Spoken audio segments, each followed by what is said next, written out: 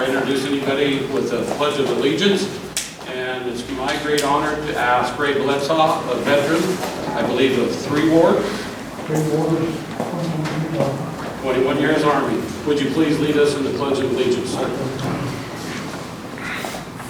I pledge allegiance to the flag of the United States of America and to the republic for which it stands, one nation, under God, indivisible, with liberty and justice for all.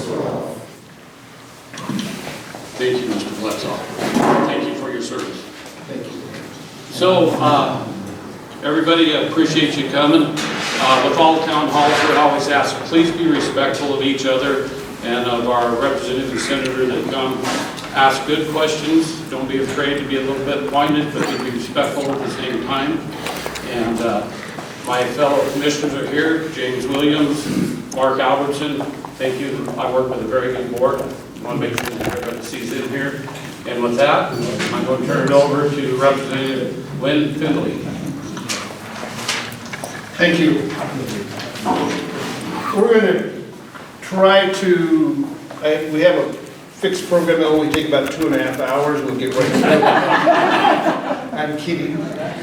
So it's my honor to be here. It's my honor to be the state representative for House District 60, which is Highway 395 and east within Lake County. My district goes through Harney County, Malheur County, Grant County, and Bacon County. Roughly 25,000 square miles of this great state. It's my honor to be here in Lakeview. For those of you that don't know, I used to live in Lakeview years ago. I met some folks I worked with 100 years ago. But when I thought it would come over here, we should have it. When we're going to have a town hall, I talked.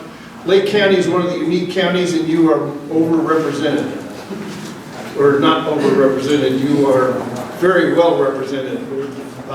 Probably one of the unique counties in this state. You have 3 House members of the House Representatives. Werner Reschke from District 56.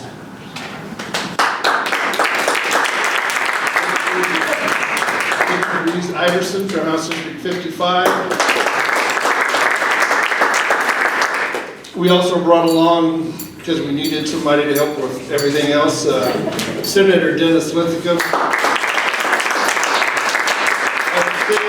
In advance, Senator Cliff Bentz was going to make it here today, and he just could not get it in his schedule. He was in Peru up until like 7 days ago. Tried his best, but he just couldn't make it, and he sends his apologies. And I have to buy him lunch later next week and give him a full update on what's going on. So we have a lot of things to talk about, but specifically, we're here to listen to you. We're going to go brief discussion about ourselves, but the whole key is, if you have questions, please don't hesitate to ask. Nothing is off limits. We will do our best to answer you. I serve on the House Revenue Committee as Vice Chair. I serve on the House Energy and Environment Committee. I serve on the Veterans and Emergency Preparedness Committee. I serve on the Joint Committee on Transportation. And during the interim, I've assigned to the E-Board, which is the state's budget committee when the session is in their interim mode. I told the speaker that I was all the way over there. It's a long ways for me to go to Salem, that I wanted to be busy, and she took me literally, which I certainly enjoyed.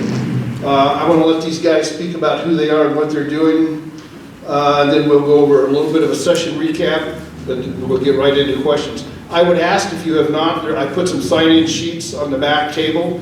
Please, if you have an opportunity, sign in. Name, address, email address, and if you want a newsletter, make a check there and we'll get you on our electronic newsletter list. If you don't want to, don't. It's totally up to you, but that's our way to reach out, and hopefully you understand what the heck we're doing. So with that, I'm going to go around the room, and I'll start with Representative Reschke.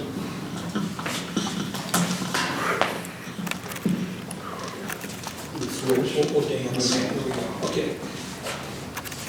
Thank you, Representative Findley. My name is Werner Reschke. I'm the House Representative for House District 56, which encompasses beautiful southern Klamath and Lake counties. And the district that I represent is a little deceptive, and so Salem doesn't quite know what to do with us. Klamath Falls has no falls, and Lakeview, you can't see the lake. So I like to let them know that we're kind of sneaky down here, so be careful when you come. But it's an honor. Lakeview, the entire town is the easternmost part, and I go about 25 miles north of the border from California out to Jackson County line is what I cover. And so a diverse set of issues and a lot of common issues between folks here and there. This is my third year, second term serving, and it's always enjoyable to come out to Lakeview and Lake County. It's one of my favorite places on God's green earth. And actually, Representative Post, who represents Kaiser, he drove his motorcycle with his wife one time through here. He says this is where he's retiring. So you got a big fan up there in Kaiser, Oregon, of Lakeview as well. So with that, I'll give you to the newest member of the House. Well, yes, newest member of the House, Representative Vikki Breese-Iverson.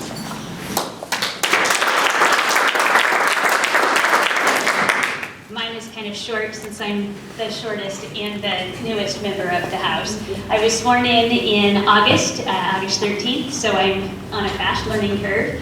And these guys have been great. I appreciate them. They're trying to help me get up to speed with what we're talking about within the district. And I represent the north side of Lake County, along with parts of Klamath County, Jackson County, Deschutes County, and Crook County. I am from Prineville. I'm excited to be part of this. I grew up with some Lakeview folks, so it is not new country. I come down here with my kids for the swim meets in the summer. So it is, again, not new country. I have been assigned to the Water Committee and the Business and Labor Committee. So again, fast learning curve. I hope to represent you guys well, and I look forward to hearing from you as I move forward in this role. So thank you. Thank you, Vikki. My name is Dennis Linthicum. I'm the state senator. You probably already all know this. There are two representative House districts within every Senate district. So Vikki Breese-Iverson is in the northern part of my district, and Werner Reschke is in the southern part of the district, and the north-south line, oddly enough, or interestingly enough, is Highway 140. And so you just follow it with your nose, and you know everybody on the left side, leaving Lakeview, everybody on the left side of the road is in Werner's district, and everybody on the right side of the road until you turn around and come home, and then your lefts and rights are screwed up, and you forget who's who and what's what. But it does go all the way. It's 5 counties, a portion of 5 counties, either the entire county or a portion of the county. Jackson County, Klamath County, Lake County, Deschutes County, and running up through Lapine, and not including the big population centers of Deschutes like Sun River, Bend, or Redmond, and then scooting out on the far side and incorporating all of Crook County. And so it's a very big area, very rural, lots of agriculture, lots of cattle, lots of potatoes, lots of alfalfa, and it's a very, very heavy semi-industrial environment. And we're looking to make great headway on giving people freedom to pursue their economic interests on their land and their lifestyle in the way that they can make a profit and find their way in our economy. And so it's a great pleasure to be here. We hope to hear from you some good questions about what's up.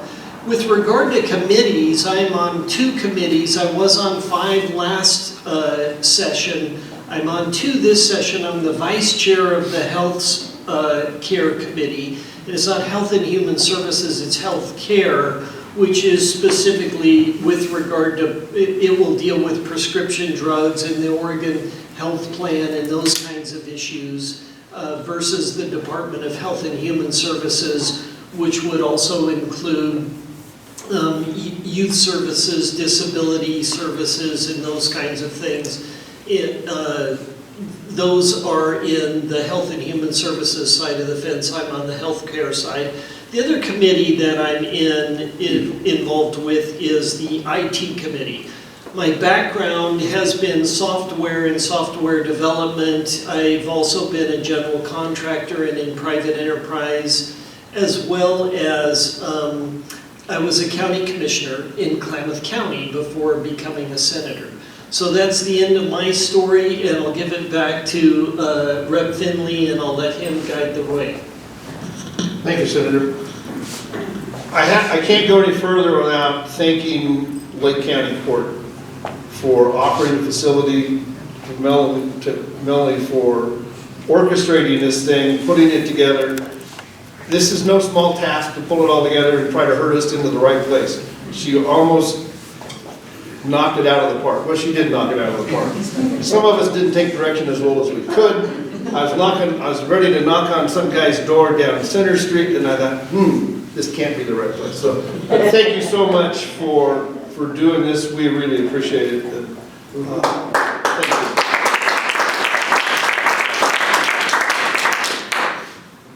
I have a couple of things on our list. Please don't think that this is all inclusive, but we want to talk about today some specific Lake County issues that in this last session. This last session was, depending on which side of the aisle you sit on, and we all sit on the same side, was not as much fun as it could have been, but we got through it. Be prepared to discuss, or if you like, the kicker, because that's, everybody knows about the kicker. We can talk about the kicker later on if you have questions. Other things on there, my hit parade is a revenue forecast. Representative Reschke and I were in Salem last week and attended the August revenue forecast. We can talk about that a little bit later if you so desire. Lake County Railroad, we're fully prepared to visit and have a discussion. I talked with Commissioner Winters last week about that. Representative Reschke's issue to deal with, and so we can visit about that a little bit. I serve on the Governor's Wildfire Council. She put this council together last spring to talk about wildfire issues, specifically smoke mitigation, fuels treatment. That report is coming out in a few weeks. I can talk a little bit about that if you would like. But for the most part, I have a long list of what I call good, bad, and ugly bills, but Representative Reschke sent out on the back table a list of some of those bills. You didn't come to hear us chat. I'd love to have conversations with you folks. So we did not have names drawn, or numbers drawn. So please, this is your time. What can we help you with? Because if you don't ask me a question, I'm going to start rambling on about stuff that you don't care about. I'll go. Thanks for you guys for coming here. Do appreciate it.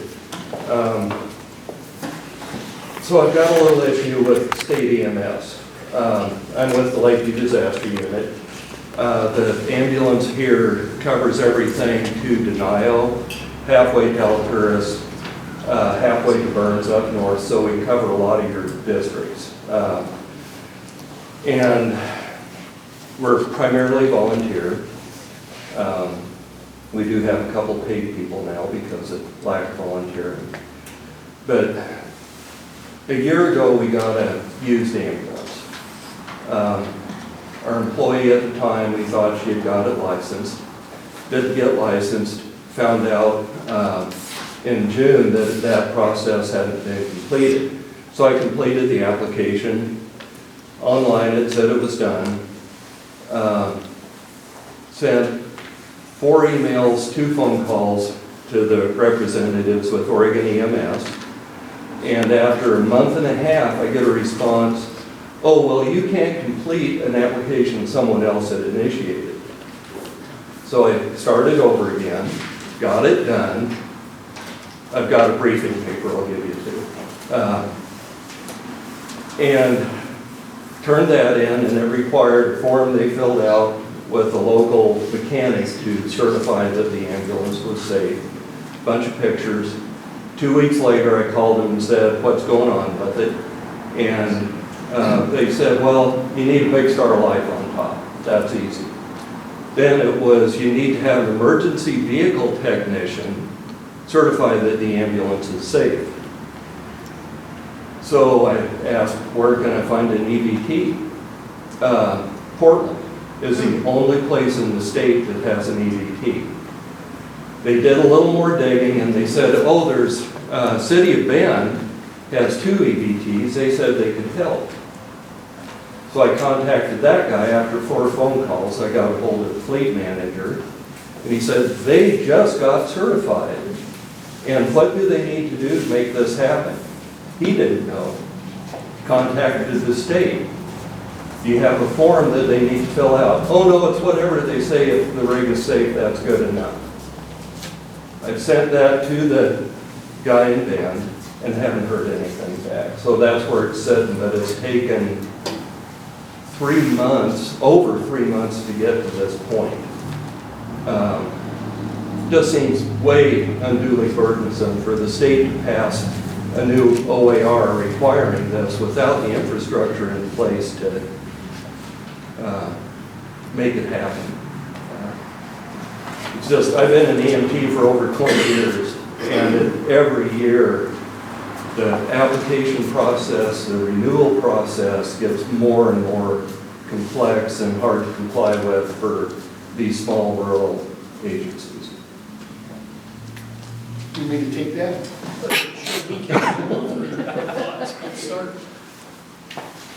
You are absolutely right. In a prior life, I was a city manager for the city of Vail. And the city of Vail had an ambulance service that covered the northern third of Mount County area, probably as big as you encompass. And the roadblocks that are out there to stay in operation are immense. And they're not, that's just not acceptable. The roadblocks that we make in Salem work very well in the Portland metro area and the northern Willamette Valley because they have the resources to do that. They don't think that we're staffing emergency management vehicles with volunteers and cover, you know, the Jordan Valley, for instance, goes 200 miles on one road on a trip easily. So it's a big deal. And we can help. I hope we can help. We will try to help. I'm on the Veterans Emergency Preparedness Committee. I've had conversations with Office of Oregon Health Authority on their ambulance reimbursement processes and their billing processes. We can help. I think we can help. We'll darn sure try. But whatever you said is absolutely correct. This is not a process that works well for rural Oregon. Have you had any contact with Oregon Health Authority? Oh, yeah, probably 8 emails and phone calls. Okay, so yeah, give us the stuff and send it to you and visit about that. Sure, your point is a perfect illustration that where the state government is growing the bureaucracy and excluding local jurisdiction from managing their own businesses. I was a county commissioner in Klamath County. Diane and I live out towards Beatty and Bonanza and Sprague River. They've got a fire district there, ambulance, same exact situation, all volunteers.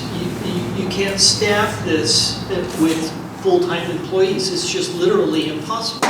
So you put your volunteers through training, you get them up to speed, and then, oops, what about the ambulance? And how do you get that certified? And what the state imagines is they imagine that putting you through the ringer with paperwork and certification and a stamp on your forehead, somehow that will help the population. And what it turns out is the population never gets served because you can never get the stamp on your forehead. And so what you're describing is a classic problem. The urban-rural divide is extremely evident in situations like this where it works in downtown, but it doesn't work in the rural parts of Oregon. So if you can email you've got papers, and I'm assuming that's a story, etc., you could send that to all of us and we'll have it probably the best individual to focus on would be Rep. Findley here, because he's on that emergency preparedness committee, and that committee will deal with it. Oregon is very committee-centric. So everything goes to a committee and decisions get made in the committee level before they ever come to the House floor or the Senate floor. Those committees have a lot of weight and let things through or kill things on the spot. So that's where changes would go that would be most appropriate. Thank you. Yeah, absolutely. You have something?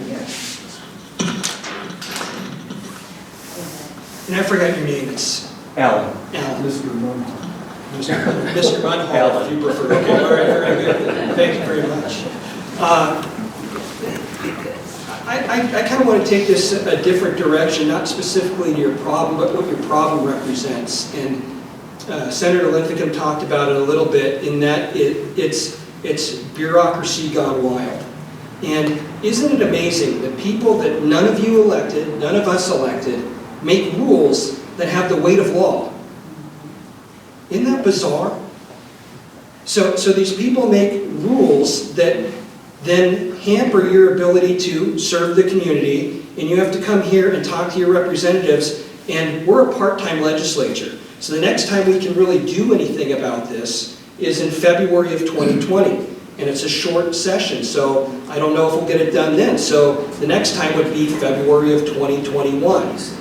But the bureaucracy works 24/7, they're full-time, and they're cranking out rules left and right, over and over and over again. And we're always having to play catch-up that way. I guess the reason I stood up is I just like to see a system where they can make rules, but they have to go through elected officials, the legislature, and the governor before they become rules. And I think that would be a system that would be far better serving the people of the state of Oregon than what we have now. So, thanks.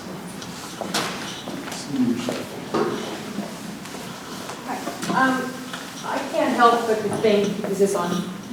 Okay. Yes. I can't help but think that it isn't also a problem that you say, hey, here's the money, buy a new ambulance. Okay, sorry, but this needs funding. It needs tax dollar funding, the emergency vehicles. The fact that he is scrounging around and the whole place is ran by volunteers is great and awesome, but there's also a problem with money.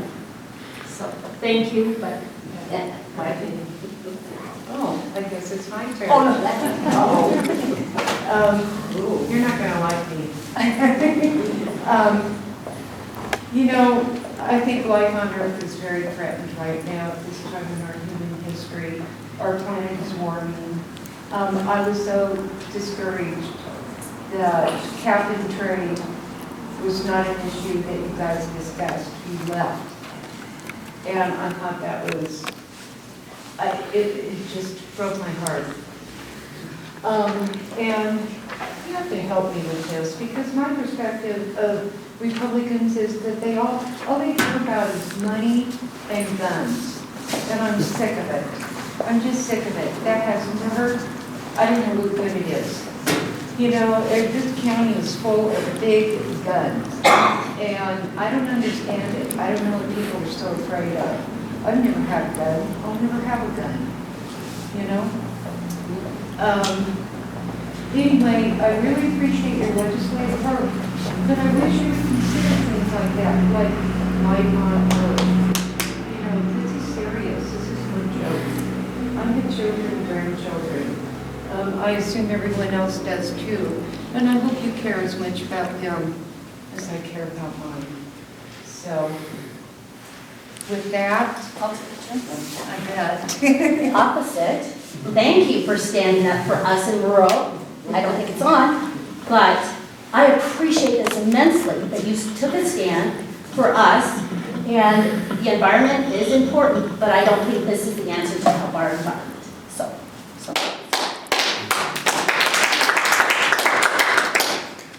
you guys have a rebuttal for any of that before I pass this on? Did you guys have a rebuttal, or should I keep passing it around? We'll start with Brad Reschke. And your name was? Jan. Jan, and your name was? Renee. Renee, okay, Jan and Renee. I'll try to remember that. I'm old. So I served, I didn't tell you what committees I served on because I forgot, but I'm the vice chair of energy and environment, and that's probably where cap and trade will come through in the short session in February again. It came through in 2018 and didn't pass. 2019, they set up an entirely separate committee to deal with it. It was over 100 pages long, the bill, by the time it was done. No, it was about 100 pages long with over 100 amendments done to it, and it didn't pass the muster to make it through the legislature. I got a couple things to say. One is that we're in a situation in Oregon where we have a Democrat governor, a Democrat supermajority in the Senate, and a Democrat supermajority in the House. And what that means is that Republicans don't have a lot of say in what goes on in the building, except for I represent 65,000 people in Oregon, he represents 65,000 people in Oregon, she represents 65,000 people in Oregon, he represents 130,000 people in Oregon. And by the senators walking out of the building to stop cap and trade, or at least to have a discussion, because there was a deal made, and I'll let the senator talk about it, there was a deal made to reset cap and trade, and it never got reset. And that's why they walked out at the end of the session, was because it didn't get reset.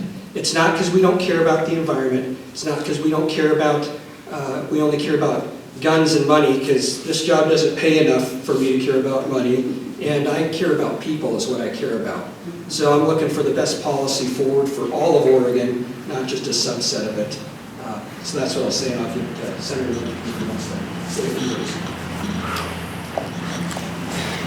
Yeah, Werner actually explained it good. First of all, thank you for your concern. I'm concerned too. I have 4 grandchildren. All of them are under, let's see, they're all under 5 right now. I'll soon have 5 grandchildren under 5. And they're cute as the dickens, and there's nothing to bring joy to your life like little toddlers running around. And so I, like you, am also concerned.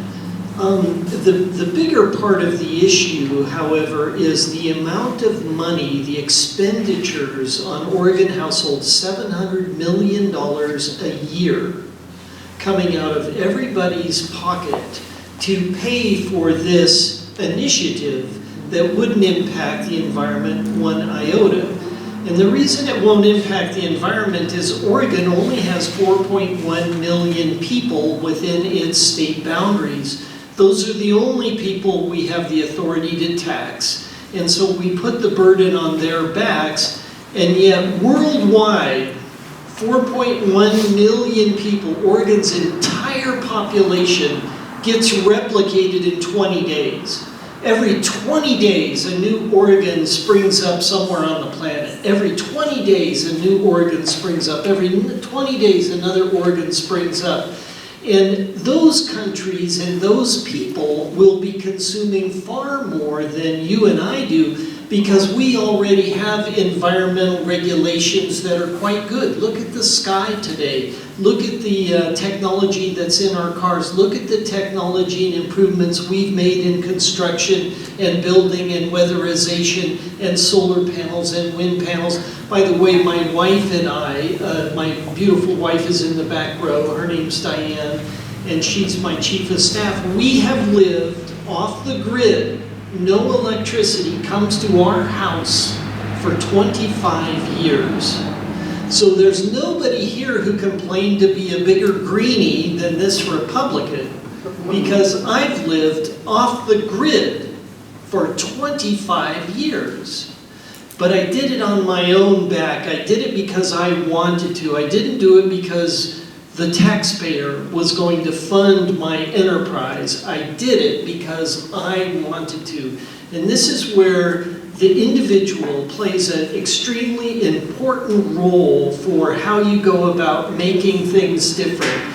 If you get involved at the individual level, you will have the opportunity to impact the world around you, impact your community, and make a difference. And that's what Diane and I chose to do, and that's why we're living where we live today and enjoying living off the grid with green energy.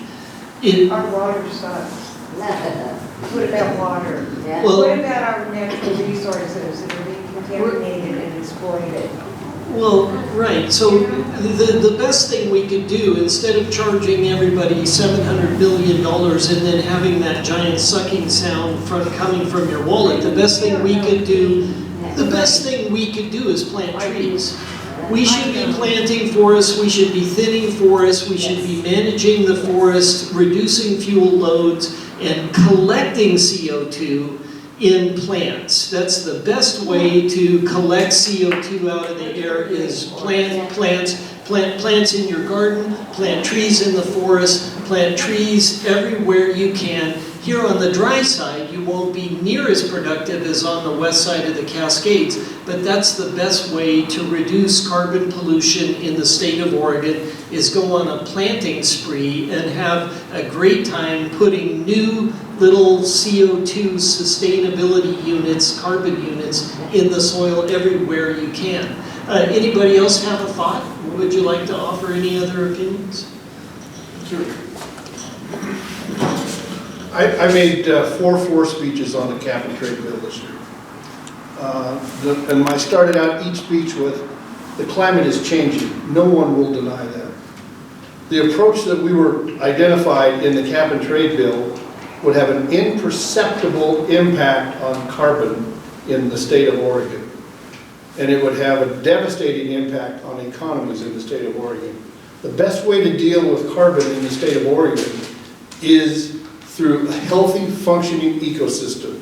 Whether it's timber on the west side, healthy, functioning ecosystem on the east side. That deals with water, that deals with air, and that deals with forest products.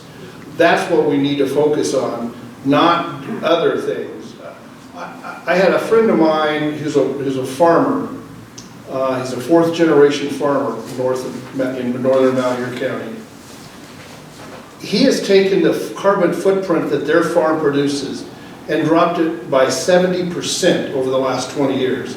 They used to average 25 tons of sugar beets per acre.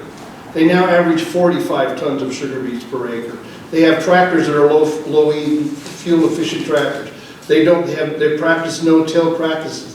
These things are the way to go about it. My kids are doing that in Missouri. And we should be doing that. The carbon bill that was a taxation measure to raise $700 million with an imperceptible impact on carbon.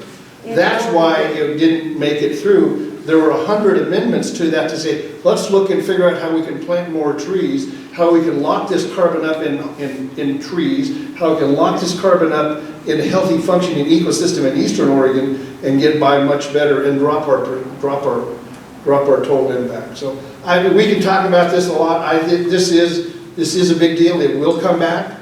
Let me give you an example that there's a cement company in southern Baker County, Ash Grove Cement. And Ash Grove Cement has the best technology that's available to scrub their stacks and reduce their carbon impact.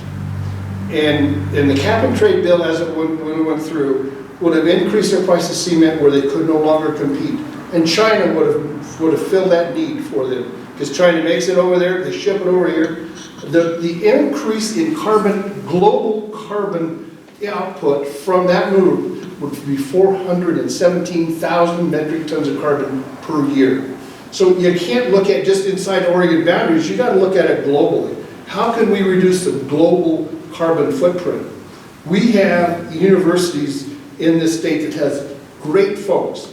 Let's put a program together and send these guys to some of these third world countries to help them reduce their global carbon input.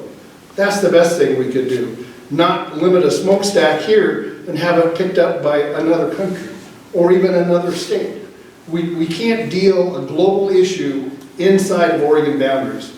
Now we should continue to work hard to reduce our carbon input, our carbon output, but we need to do it smart, not just raising $700 million. Okay. Just to give a quick perspective on Oregon's share of the carbon pie. Because I look at this problem as a cost benefit. I look at most things as cost benefit. What's it going to cost Oregonians and what's the benefit to Oregonians? Benefit's greater than the cost? Let's do it. If it's more than the benefit, then let's think of another way to do it. So to start with, out of all the carbon that's created in the atmosphere every year, humans cause how much percentage of that? 5. 5% is caused by human activity. 95% is natural. Now, out of that 5%, Oregonians create how much of that? Out of that 5%? Are they 10% of that, 15% of that, 2% of that, 1% of that? No, they're 0.13% of that. That's half of a half of a half of 1%. Oregonians are. So you take 5% of all carbon is created by humans, and then 0.13% of that 5% is created by Oregonians. You get to a number of 0.00065 is what Oregonians produce in all the carbon in all the world every year.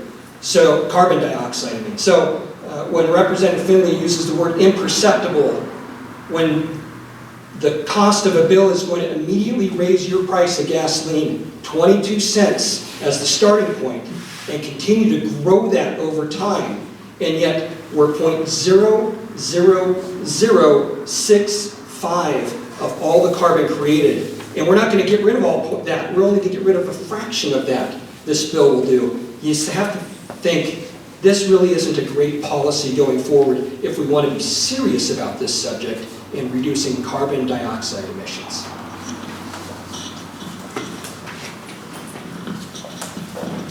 I think we should move on. Yeah, we'll move on.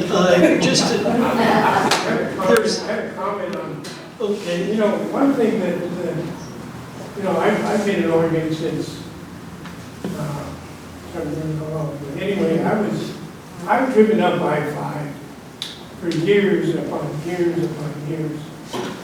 And you can't tell me that there's not a problem on I-5 when you can drive I-5 and that line of traffic just keeps going.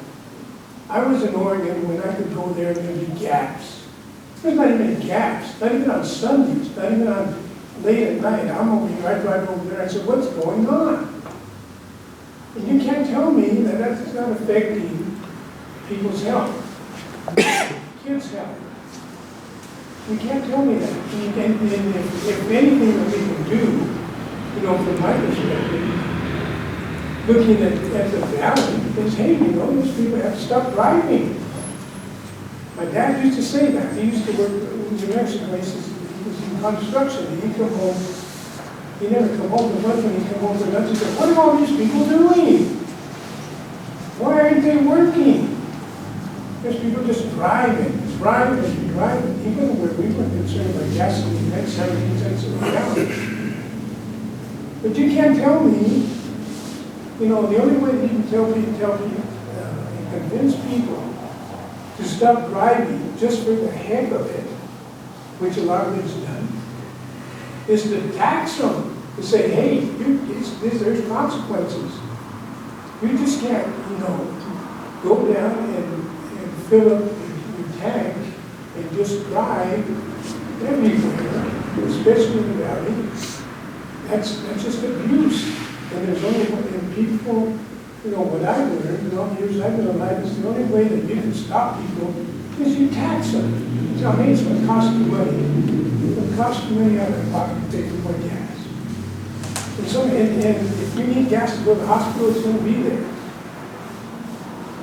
But, you know, there was one of my neighbors, one day he has teenage daughters. And, you know, so they're doing all kinds of activities and stuff, and he says, he's coming out watching me, and he says, all right, my kids are, he's going in and out, you know, and then I don't know all this terminology, but he said, you know, he was frustrated about it, and he said, well, you know, people are going to think I'm a tweeter because I drive so much. What take you driving all over the place? You can't tell me that there's not a problem, at least in the valley, with those millions of cars driving all over the place. My son, he was over there and he says, hey, you know what they're doing now? There's so many cars over there, they're limiting the number of parking spaces in apartment buildings, condos. A lot of people ignore it. He says, now, he says, they're living in a way with not providing, build more buildings, reduce the parking spaces. He says they don't have, the people that are renting these places don't have any place to park their cars. Everyone has 2 cars, maybe more. How many people in this county have more than 2 cars? He says, hey, they're parking everywhere. They're parking in front of our houses. We got cars parked there. We can't even park anymore because there's so many cars. So how are you going to reduce that? There's only one way to reduce that. That's to charge, increase the price of gas. Let me address it. It's a beautiful point. You've made our point for us. Thank you. Well, here's the point. The point is there were 118 amendments to House Bill 2020, and the Senate asked that it get reset and some of those amendments considered. One of those amendments deals specifically with your point, make gas cost more. Because people make decisions at the time they pay. That's why healthcare is exploding, because you don't pay when you're at the counter, you pay in your insurance bill or you pay in your taxes, but you don't pay when you make the purchase. So the purchase price could be anything. It could be $500 for an aspirin, but you're not paying the $500. Oh, it's only a $2 copay for a pill. That's a lot, but oh, okay, it's only $2. And then your taxes are through the roof, or your insurance payment on a monthly basis is through the roof. And for the family of 4, you're spending more for health care than you are for college. One of those amendments was to make the price of gas go up at the pump to change people's behavior, but to give them 75% of the money back, like a return, like a refund on your taxes that you get from the federal government, where now you've got this money, and what will you do with the money? The idea was to incentivize the purchase of lower emission cars, whether they were EV or lower emission internal combustion engines. It doesn't matter which of those choices you made, but so the state would collect it, they would use it, they would hold it, they would get the interest off of it, and they'd give you 75% of those resources back for you to then use your brain and willpower to make a decision to better the environment you live in. Great idea. We never got the reset. Those 118 amendments all got thrown in the waste can. It's right there in front of you. And we never got the opportunity, so we walked. These are important things to understand about how this battle gets played out. Good idea, never heard, never saw the light of day, never got out from under the blanket, and therefore we had no choice, because there are ways that we can influence behavior. That might be one, maybe that one wouldn't work, maybe this one would, maybe the other one would, etc. And just so you know, with regard to the amount of concrete that China could ship to the United States, in the last 10 years, you'll find this statistic quite hard to believe, in the last 10 years, China has produced and consumed, used more concrete than the United States since its founding 250 years ago. In 10 years, the output of concrete production and usage is 6-fold what the United States' entire history of the use of concrete is. Concrete plants and facilities are one of the largest CO2 emitters. We keep going to coal plants and natural gas and oil and fossil fuels. We use other materials that are very much just as dangerous, and we have to pay attention to all of them. And that's why this is a multifaceted debate, and there are because it's multifaceted, there are many different perspectives on how to help solve the problem. So it's a great conversation. I appreciate you speaking up and taking the time to explain. These things are important. They're complicated. There's various different angles we can look at this. There are some ideas that are better than others, and we need the opportunity to put those on the table and let them scale out. Let's weigh them and see where we get the most bang for the taxpayer dollars that we collect. Anyway, we'll move on from here. Any next question? Real quick, on the vegetation, adding more vegetation, if you focus on the U.S. Forest Service, you can't do anything. They're the ones that have the majority of the land in Oregon. They own, 75% of Lake County. So you can say, hey, go plant a tree. We're not planting trees. That's unrealistic. And it's very unrealistic. You just can't say, we do what we can, but that is not going to sustain or make someone healthy, save kids' health, keep them from catching asthma, whatever. So, all I can say, one way is just, you have an idea about planting trees or vegetation, talk to the USDA Forest Service. Talk to those guys. See what they're doing. They're not doing some things back in DC that's going to help us. There's any more. I understand that there is a commercial multi-story building in Portland that's all wood. It's all made out of timber, no concrete. I've been told that. Jim Walls, who is LCRI guy, renewables, I was very excited to hear that. So concrete is very toxic. I don't want concrete in China, but I don't want concrete here. I'm progressive. Okay. Can I just say one thing real quick? I know we're trying to move on. The one thing that I think of is the different needs that people have, urban versus rural, because if we go through and we make a tax on gas, it's not going to affect the people in the urban centers the same way that it affects those of us that live in the rural areas and raise a lot of the food that's out here. So just put that on. Thank you. Thank you for having me tonight. I appreciate it. I'm not a resident of Lakeview, and I know you wanted to talk about Lakeview, but I am part of District 55. My name is Vikki Breese. I'm from Beatty, Oregon. And I'm an irrigator, one of those nasty water units. And the reason I came tonight is because I'd like to bring up a subject that is coming to your town soon. And that's the Oregon Department of Water Resources and their outrageous rules and laws and computer programs. I was one of the 90 ranchers that had my water shut off in 2017 and 2018. The rule that they use is that if you have a well 5,280 feet from a stream or surface water, you can pump as much as you want.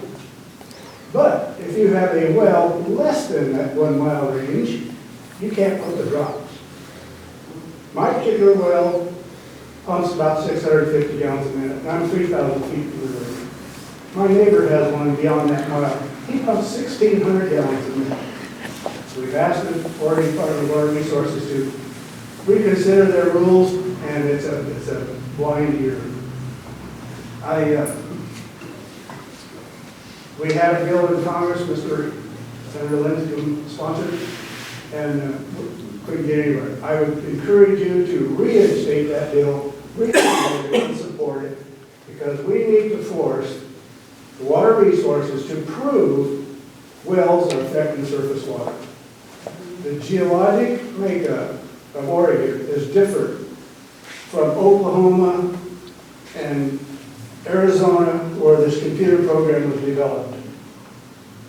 And I can tell you that because I have a well, 50 feet away I have a spring. The spring never slows down when I pump from that well. Water Resources will not even consider it as any type of evidence that their computer program is wrong. So I encourage you to continue to fight for water, because it's going to come to Lake County and beyond into the rest of Oregon if we allow them to get out of control. There's no doubt about that. One thing that I can say is leadership has recognized water is a huge deal. And it's not just restricted to the Klamath Basin, because it's going to be.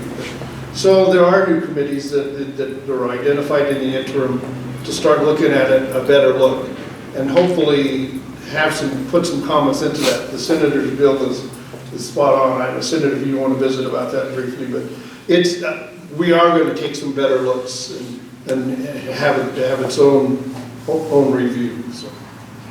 The reason I brought this up, because you cannot do any kind of planning if you don't know what your future is going to be.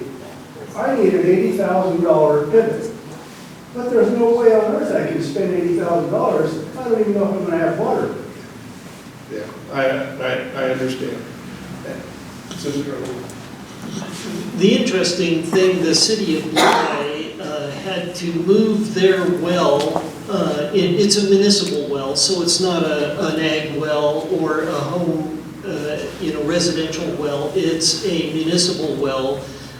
There's probably somewhere near 600 people who use the well, 220 homes. And their well fell within the 5,280 feet. And it's really kind of humorous because what they were required to do by Oregon Water Resources is move the well. It was 5,467 feet away, or it was 4,467 feet. So they had to move it that 600 feet to get it beyond the mile limit, 5,280 feet. Now you can imagine taking a municipal well 600 feet, how big is this block here? It's probably 600 feet across, maybe not quite. And you have to move your well from that side of the street over here to that side of the building onto that street over there. And then magically, the water that you're pumping from over there is just perfectly fine pump all day over there across the lawn, and everything's peachy. And you realize this is just silliness. At the border, at the California border, we're down in Werner's area, you'll see as you drive on State Line Road, you're in Merrill and Malin, and on the other side you've got Modoc County, Modoc and Siskiyou County. California has wells there, giant Mongo pumps that are running all day, and essentially they're running water out of the reservoir that's on both the Oregon and California side. I don't know whose water they're pumping, but I guarantee it's coming out of the Oregon side as well as the California side. And nobody seems to give one hoot about where that water is coming from.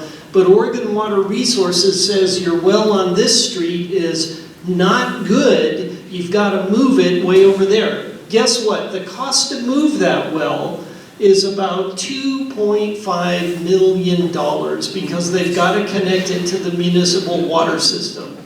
Now we're talking about money. We don't care about money, but we do care about money because we'd like to fund the ambulance. But we don't have the money to fund the ambulance. We just moved our well to satisfy the bureaucrats who occupy the OWRD office.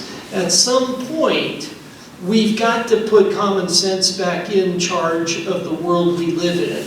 And as soon as we do that, life will get way easier for the ag industry, for municipal wells, for residential wells, and the like. The same thing actually happened to Chiloquin. It's another municipality within Klamath County. Chiloquin decided to move their well from here on this far edge 1 mile away in the other side to get it all the way over on the other side of the boundary. So they're actually, chucking their well a long ways away because that's where they had land that was part of the municipal city owned facility. And that's where they're going to put their well, drill it, dig it, connect it to their water system, pipe it, pressurize it, and all that kind of work. At some point, this is a tough game because someone has a checkbox and they had to get an initial by it that says, yep, this is okay, good to go, here you are, use your well. So these are tough, complicated issues. Thanks for the question, Gus. In Werner's world of goodness, perfection, beauty, and truth, we would make departments prove that their models match reality. So what we don't do today is we just take the word of OWRD that they've done the work and their models match reality. But they never have to do the step that says our model is accurate or it's off. And for imperfect, I used to work in the software programming world, and we had a saying that when you were, if debugging a program was taking bugs out of a program, then programming a program must be putting bugs into it. So you have imperfect human beings writing computer models, and you get perfection. You only get perfection when you match it against the real world.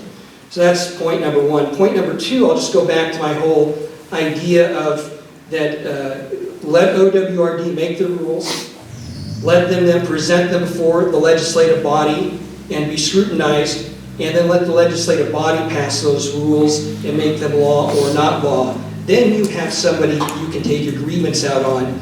You have an elected official that you can hold accountable, or several elected officials you can hold accountable. Right now, you're just pushing your shopping cart, yelling at the sun, because they don't listen to you. For what it's worth, it is here in Lake County too. We'd love to irrigate our little piece of heaven here, but we're within half a mile of Cottonwood Creek. Doesn't matter how far down you drill, how far solid case you go, we can't pull water out of the ground for irrigation. So any new existing, and if you want to put in new, that's half a mile away. The existing ones were still okay at this time, but anything new, it's not residential, we're done. I've been a practicing geologist in the environmental field since 1985, and became a licensed professional geologist in Texas in the early 2000s when they implemented geologist licensing. There you go. And put it up here. Okay. So anyway, I just had a couple of comments and questions. Number one, I can't practice geology in the state of Oregon because they require me to go back and take a very extensive test, which would take a couple of years to study for, and a lot of money and time and effort, and I'm still employed in Texas and I don't need to, but if Oregon would let me practice my profession here that I've been doing for 34 years, I would employ common sense in situations like yours, and because I do a lot of groundwater modeling and have over the years, and models are never correct. And the best way to model, like say, a groundwater contaminant plume is to get empirical data, to look at exactly how, say, a contaminant plume is attenuating with distance, then make estimates of further migration based on empirical data, but these models are for the birds. So that's my comment. Thank you. Yeah.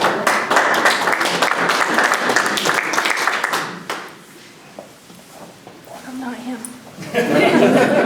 Not him, no. So as state representatives and senators, who gives the Oregon water resources their jurisdiction over the people?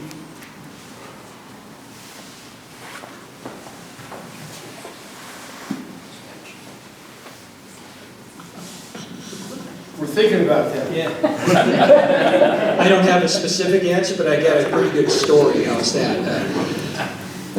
Most likely, it was a legislative body in the past that created or gave jurisdiction to the executive branch, and the executive branch now runs OWRD. I think that an executive branch having Oregon Water Resources Department is fine. What I don't think is fine is when they create their own rules without the benefit of some check from another branch of government, whether it's judicial or legislative. Just being the king and making rules until somebody says, oh no, that's not a good way of governance. But my guess, I don't have the exact answer, but I bet you if we went back and looked, it's going to be a legislative body in the past thought, oh, it would be good to have an agency manage water across Oregon. Let's create this agency. So I'm pretty confident it started in the legislative branch, but it wasn't any of us. Right, yeah. Commissioner, I did not do it. Oregon, the state of Oregon owns, OWNS, owns all of the water resources that are in the ground. They own every drop of water, and therefore the legislative body says, well, since that's our property and we own it, we ought to regulate it and control it and make sure the beneficial use aspect of our water resources gets managed appropriately. So it's a perfect connection to what Werner was saying. What's interesting about this is over in Jackson County, remember this Senate district goes all the way to Jackson County. There's an individual who got jailed for creating ponds, and the ponds created, you know, a water that OWRD says, hey, wait, that's our water. You don't have the right to collect it on your own property. And he said, but wait, it's just rainwater. And there were all kinds of arguments about whose water is it really. Was he in violation of a permit to build the pond, or was he in violation of taking a natural resource that belonged to others downstream or in, you know, secondary reaches or whatnot? All of that was part of the argument. He spent time in jail because of what he did, and he stood his ground. I also submitted legislation to say that you can collect water on your property and off your roof and put it into a rain barrel and drink it if you want to. The water you collect on your land ought to belong to you and not to the state of Oregon unless it's in an underground reservoir. And so that, of course, never got anywhere, but we'll continue fighting for these common sense issues. Just for humor's sake, Vikki whispered to me when we were all sitting here dumbfounded, and she goes, this is a common sense answer. Don't you guys know? And I, you know, well, no, we don't have common sense. So did we get it right, Vikki? No common sense in Salem, that's what I just heard. All right. Pretty much correct. Oh man, it's a commissioner line up here. 1, 2, 3. Okay. I wanted to commend every one of you for coming here today. Thank you for your support. You know, when you mentioned the railroad, that is something that we are working on. We got $5.6 million on the Chrissy grant.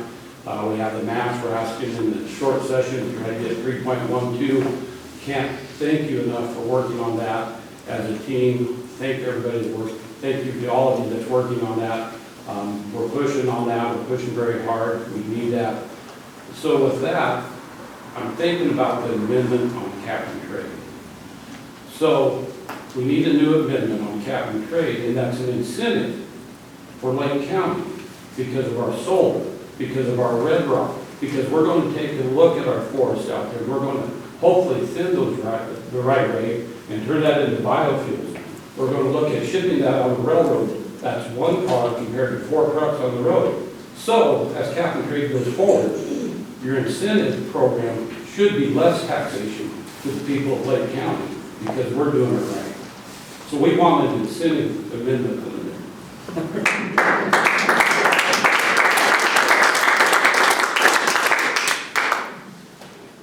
So does the last commissioner want to give us a shot? I say save it for tomorrow.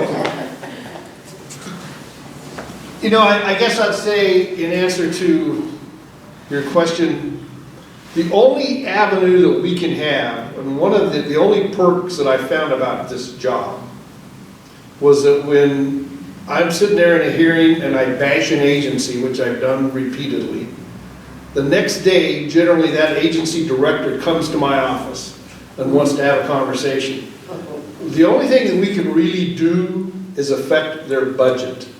I mean, I can yell at them, I can say we need to do all this stuff, but until you penalize them and affect behavior, we don't get a lot of attention. I'm having an issue with a certain agency that shall remain nameless on some issues, and their budget is at 51% of a normal. And the director returns my calls pretty frequently, And he comes and has conversation, and we're working through our issues. But that's the only thing we can do. Once they've got it, they've got it. And this, they own all the water, is difficult. And we're doing our best. I believe in home rule. I believe that it can be done at the lowest possible level, and that's the best way to do it. And we don't always operate under that authority and that guise in Salem. There's a lot of folks that think it's centralization is better. They know more how to do things in rural Oregon than we do, and that's where some of our rub is. So we keep working at that pretty diligently. Any other questions? I want to thank you all for being our elected representatives, and I can't imagine being in your position, but thank you very, very much. Thank you.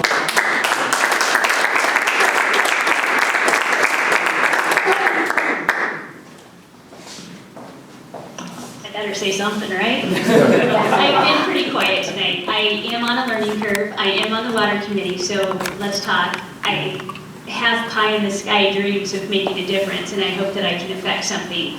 This group that is sitting here tonight is amazing. I'm learning a lot, and they've been through it a little bit, so I'm going to talk with them a little bit. I don't have the numbers they have. I'm a common sense kind of girl, 5th generation rancher from Prineville. Common sense, I know, doesn't necessarily happen in Salem, but I'm hoping to help bring a voice of that and be a strong voice of that in Salem for everybody in our rural communities. And as you mentioned, local control. It's common sense, that's the problem. But I do thank you guys for letting us have an opportunity to be here, and I do look forward to working with you and hearing more about what it is that you guys need from us and how it is we can help you. So thank you for that.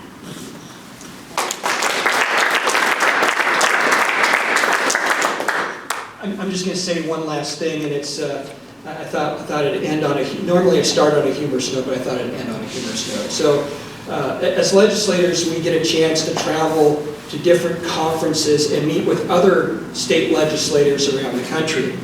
And there's a story of a Texas legislator and a legislator from California, one from Oregon getting together, and they're having a couple drinks, and they're in an outdoor bar, and the Texas legislator finishes his drink, throws his whiskey up in the air, pulls out his 6-shooter, and yells, "Yahoo!" and shoots it twice and smashes the bottle.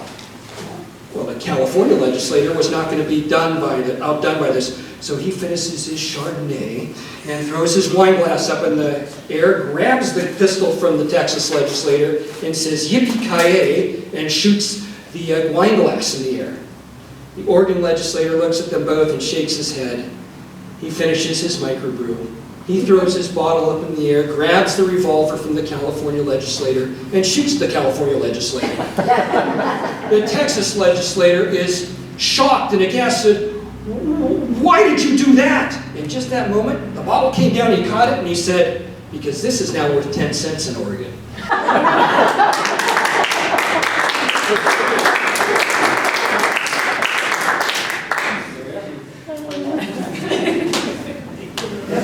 Up that. Coffee and refreshments, you want to mingle with them? We do. Thank you, Commissioner. There's coffee, refreshments, sign-in sheets. We're going to be here for another 40 minutes or so. We would love to have a conversation with you. If there's anybody had a question we didn't answer or a subject you didn't have, feel free to bring it up. We'll try to give it our best shot. I can talk to you about a long list of bills. There's good bills. The list is pretty small. A bad bill list is pretty big. I personally love one bill that I championed through, and that's House Bill 2449, which increases revenue for the 911 dispatch centers. I'm a very conservative Republican, pushed this bill through, but we have dying facilities in every county in this state, and that will help. So.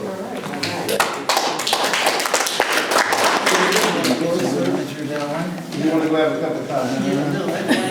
Thank you all.